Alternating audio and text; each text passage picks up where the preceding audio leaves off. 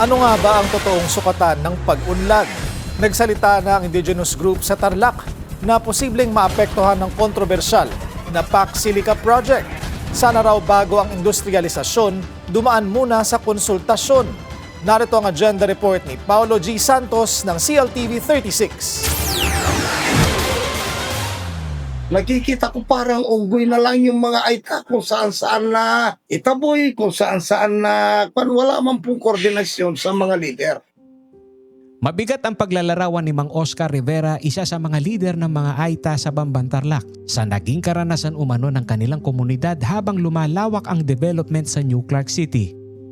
Sa mataas na vantage point, kapansin-pansin ang dalawang mukha ng lugar. Ang isang bahagi, mga bagong kalsada, infrastruktura at lupang inihahanda para sa industrial development. Sa kabila naman, mga bukirin, ilog at komunidad na matagal nang pinagkukunan ng kabuhayan ng mga magsasaka at katutubo sa Kapas at Banban. May natural na daluyan ng tubig at irigasyon na nagsisilbing mahalagang suporta sa agricultural production ng mga komunidad.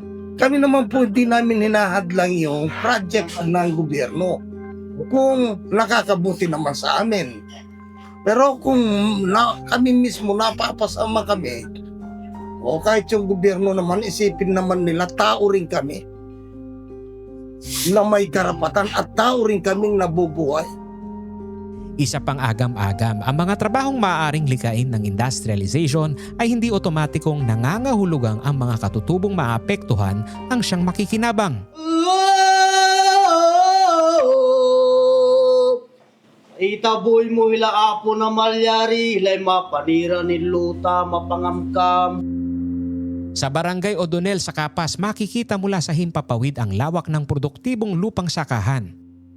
Kasabay nito ang pagpapalawak ng road network at iba pang infrastructure development.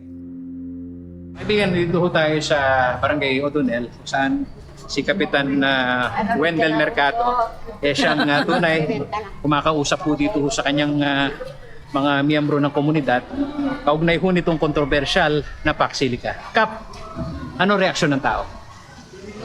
Kamukha nga po ng sinabi ko, medyo naguguluhan po yung mga tao kasi wala nga pong public consultation at hindi po sila nag-i-inform sa amin. Panawagan ko po sa BCDA kung pwede po sana, bigyan niyo po kami ng sapat na knowledge sa inyong project.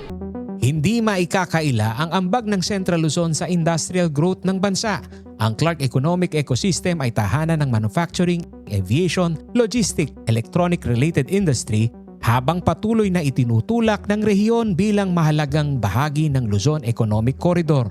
Pero may isa pang economic identity ang Central Luzon na hindi maaaring alisin sa equation ay ang agrikultura. Ang rehiyon ay isa sa pinakamahalagang agricultural production area ng Pilipinas at matagal nang kinikilalang pangunahing producer ng palay at iba pang food commodities. Sa dulo, hindi man kailangang mamili ang Central Luzon sa pagitan ng bukid at pabrika. Ang tunay na hamon ng industrialization ay kung papaano pagsasabayin ang investment, food security, environmental protection at karapatan ng mga komunidad. Dahil ang progreso ay hindi lamang nasusukat sa halaga ng investment, haba ng kalsada o dami ng bagong gusali. Nasusukat din ito kung sino ang nakasakay sa pag-unlad at kung sino ang maaaring maiwan. Nagbabalita mula sa Central Luzon para sa Bilyonaryo News Channel, Paolo G. Santos ng CLTV 36 News. Manatiling nakatutok sa Bilyonaryo News Channel. Sumubaybay sa aming social media accounts at mag-subscribe sa aming YouTube channel para sa mga eksklusibong balita at storya.